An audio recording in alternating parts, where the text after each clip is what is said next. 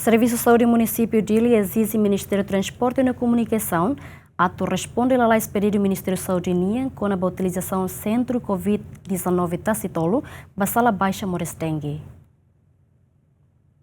Diretor Servisu Sau de Munsipiu Dili, Mateus Pinto Hatete, ligado ao número Dengue nebe aumenta macas e Centro Saúde Sira e Município Dili, maka Servisu Sau de Munsipiu Dili halona pedido para Ministério Transporte e Komunikasaun atu utiliza Sentru Covid-19 Tasi-Tolu sala baixa moras Dengue, mas bese dá o que a resposta. Ahora iremos a konaba fatin Tasi-Tolu, então hoje ami loron dulu katulu liba, lokrai kami encontro sua excelência Vice Ministe fortalecimento. Então ami husumos para hoje sama be fatin Tasi-Tolu né, bele itu bele usa. Então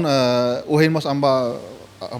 nene amba hare nene fali iha ministério kata karta sua excelência Vice fona ba iha ministro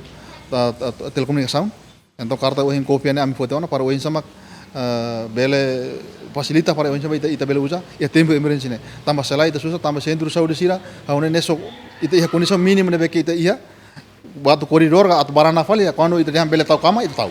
tahu então ami husu para ho media ne husu para kari sua excelência ministra telekomunikasaun rona kari bele for espaço urgente para o insama bele usa lalais Tasi-Tolu. O espaço e Hospital Nacional Guido Valadares ne bela iona atu for baixa ba paciente dengue maka foi lalais ne Conselho Diretivo Hospital Nacional hasuru maluona o diretor Serviço Saúde Município Dili o insa atu transfere paciente balom ba Centro Saúde Internamento Formosa mai beda daun ne Centro Saúde Internamento ne mos paciente na kono hotuana Dilma Suzeti azina lola GMN.